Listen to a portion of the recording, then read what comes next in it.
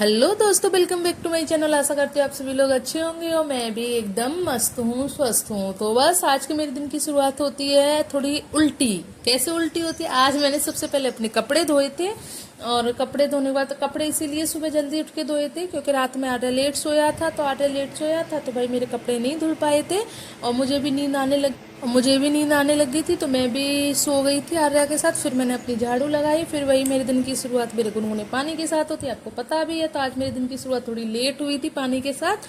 फिर मैंने अपना उसके आधा घंटे बाद मैंने अपना चूरन लिया। आप लोगों को पता है मैं चूरन भी लेती हूँ। चूरन लेने के बाद फिर मैंने अपने कपड़े सुखाए थे। कपड़े मैंने धो तो दिए थे, लेकिन वो आर्या जग गया था तो उसके चक्कर में मैं सुखा नहीं पाई थी। तो फिर मैंने अपने कपड़े सुखाए। कपड़े सुखाने के साथ साथ ना फिर कभी कभी आर्या के ऐसे मतलब होता है ना, लेट तक सोता है तो वो थोड़ा टन टन करने लग जाता है, चिड़चिड़ाने लग जाता है। बार बार जाके उसको देख रही थी। तो बस अपने कपड़े सुखाने के बाद बाबू को भी पकड़ना, मैं बाबू को नहीं रुलाती हूँ, कोशिश यही करती हूँ कि वो खेलता रहे और मेरा काम भी हो जाए। तो बस ऐसे ही चलते फिरते मैं अपना काम कर रही थी, बाबू को खिला खिला के।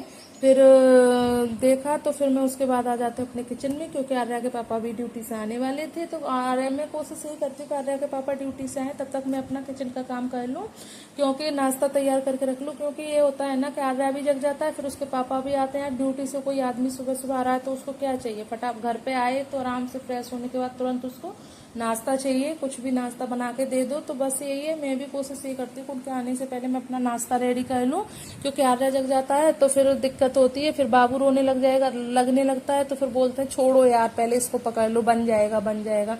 तो मेरा ब्रेकफास्ट लंच दोनों एक ही हो जाते हैं। तो इस चक्कर में ना ये सारी चीजें ना मैं पहले ही करके रख लेती हूँ, तो ताकि मेरे नाश्ते में लेट ना हो, नाश्ता भी टाइम से हो, लंच भी टाइम से हो। फिर उसके बाद ना मैं आपको एक चीज बताती हूँ। आज जैसे कढ़ाई है, पता है जैसे हमारे दिमाग की बत्ती कैसे जलती है, हमारे पेट, जब हमारा पेट भरा हुआ होगा तो हमारे दिमाग की बत्ती अच्छी चलती है। जब हमारा पेट भरा हुआ नहीं होगा ना तो हमको चिड़चिड़ापन और गुस्सा आता है। तो ठीक वैसे ही हमारे साथ क्या होता है, हमारे पूरे घर की बरकत कहाँ से शुरू होती है? किचन से। किचन से शुरू कैसे होती है भाई? कि देखो, किचन को एक बहुत मतलब रसोई घर बोला गया है इसीलिए क्योंकि भाई उसमें सारे रोगों का निवारण है।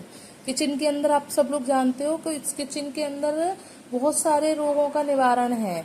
दूसरा हमारा क्या होता है, दूसरे उसी से हमारे घर की बरकत होती है। बरकत कैसे होगी? जैसे हम लोग क्या गलती कर देते हैं कि हमने बर्तन धोए, हम अपने तवे को, कढ़ाई को ऐसे उल्टा करके रखते, बर्तनों को उल्टा करके रख देते हैं। क्यों? अरे पानी जल्दी हो जाएगा, निचुड़ जाएगा, सूख जाएंगे।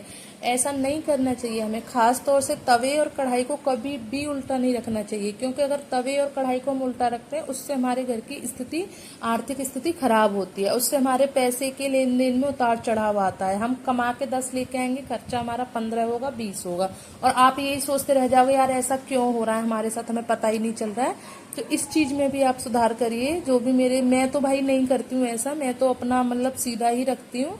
और आप लोगों को भी मैंने सोचा आप लोगों को भी बताना चाहिए। हालांकि आज के टाइम पर सब होता है, लेकिन बोलते हैं ना कुछ ज्ञान मतलब देना चाहिए, तो मैं बस वही आपको दे रही हूँ, आपको बता रही हूँ। जो मुझे पता है मैं वही चीज आपको बताने की कोशिश कर रही हूँ। कभी भी अपने तवे को और कढ़ाई को उल्टा करके नहीं रखना चाहिए। दूसरा पॉइंट हमारा क्या होता है कि हमें रात के टाइम में कभी भी, पता है, बर्तन गंदे सिंक में नहीं छोड़ने चाहिए, किचन में नहीं छोड़ने चाहिए। अगर हम बर्तन किचन में छोड़ देंगे ना रात में, तो उनको बताते हैं कि वो हमारे घर की कलेश बनाते हैं, घर में कलेश पैदा करते हैं, घर में चिड़चिड़ापन पैदा होगा, झगड़े होंगे, मतलब मनमुटाव टाइप में होता रहता है। तो इसीलिए वजह से ना रात में ना हमें अपने बर्तनों को भी धो के साफ करके रखना चाहिए किचन में। क्योंकि मालूम है, अब हमारी दादी नानी भी बताती हैं कि रात में हमें बर्तनों को साफ सुथरा धो के रखना चाहिए, चाहे कितना भी लेट हो जाओ, लेकिन बर्तन धोने में आलस नहीं करना चाहिए। उससे बोलते हैं हमारे घर में गृह कलेश होती है, हमारे घर में झगड़े होते हैं। और दादी नानी भी बोलती थी कि रात के समय में हमारे बर्तन है ना गंगा जी नहाने जाते।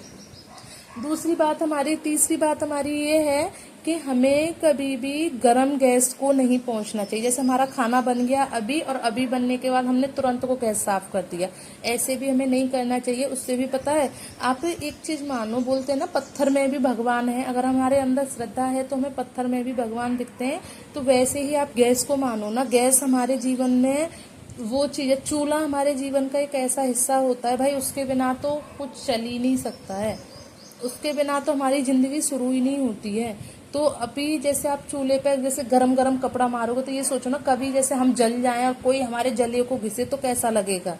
या हमारा गरम तवा है, गरम तवे पे ऊपर छीटा, तो ऐसे समझ लो कि अगर हमारे शरीर में मतलब कोई जले पे नमक छिड़के तो कैसा लगेगा। तो ये पॉइंट है, इन पे आप सब लोग ना ध्यान देना चाहिए। ये बेसिक टिप्स हैं, इन पे लापरवाही नहीं करनी चाहिए। तो बस ध्यान दीजिए मेरी इन बातों पे। मेरे जवाब बन गए हैं और उसके बाद हमें शाम में जाना है मार्केट, तो हम लोग मार्केट जाएंगे। कहाँ जा रहे हैं? हम लोग जा रहे हैं मार्केट। कहाँ जा रहे हैं? हम लोग जा रहे हैं मार्केट। तो हमसे पहले ओपन द डोर। ओपन करो, बोलो बोलो। उसके बाद आज हमें मार्केट जाना था, ऐसा बोल रहे थे 1 हफ्ते के लिए मार्केट बंद रहेगा, अंदर में भी हमारे स्टेशन के अंदर भी बंद रहेगा। तो हमें मार्केट जा रहे हैं।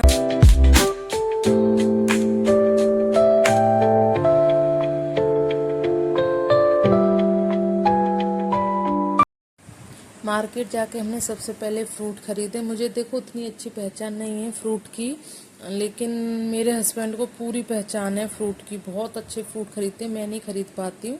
तो हमने फ्रूट खरीद के फिर अंदर हम मार्केट की तरफ गए, तो यहाँ हमने देखा मार्केट पूरा खाली खाली सा था, मतलब कोई भीड़ नहीं, कुछ नहीं। तो मैंने इनसे पूछा कि यार यहाँ तो बड़ा खाली है, ऐसा क्यों है? तो ये बोले अरे अपनी तरफ इतनी वो नहीं रहती है, अपनी तरफ तो हर टाइम भीड़ रहती है, यहाँ पे क्या है दोपहर में मार्केट बंद हो जाता है। तो हाँ वाकई में यहाँ 2-2:30 बजे मतलब मार्केट बंद हो जाएगा, फिर शाम को 4:30-4 बजे मार्केट खुलता है।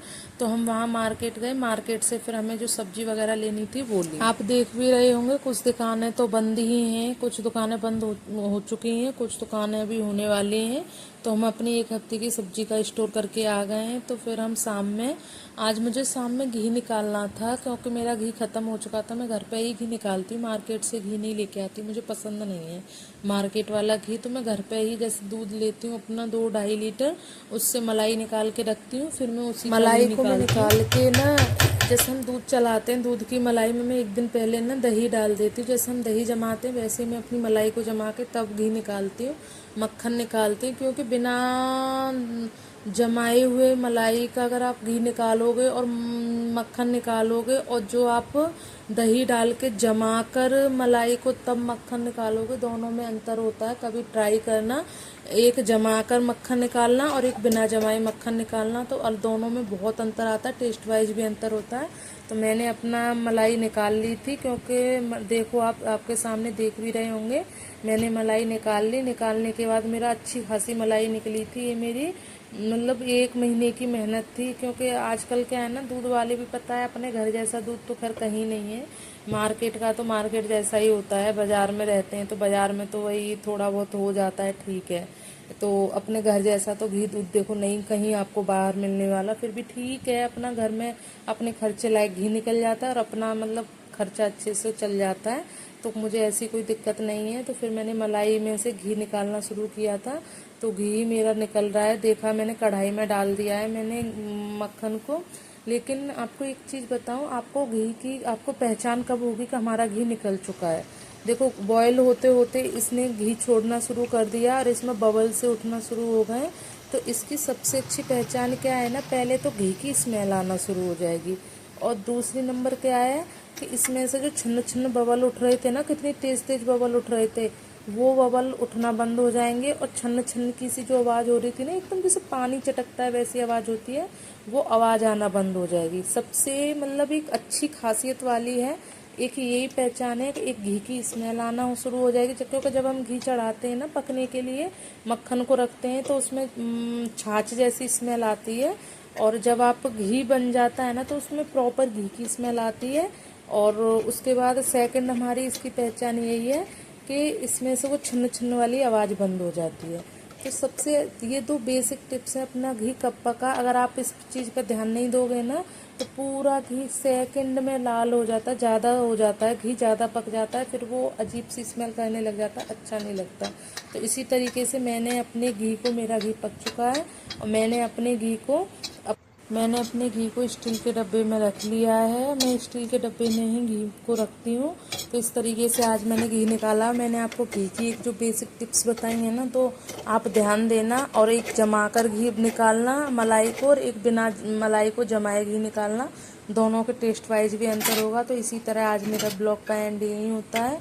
और अगर आपको मेरा ब्लॉग अच्छा लगा हो तो प्लीज़ मेरे चैनल को सब्सक्राइब करो, शेयर करो, कमेंट करो और मुझे ज़्यादा से ज़्यादा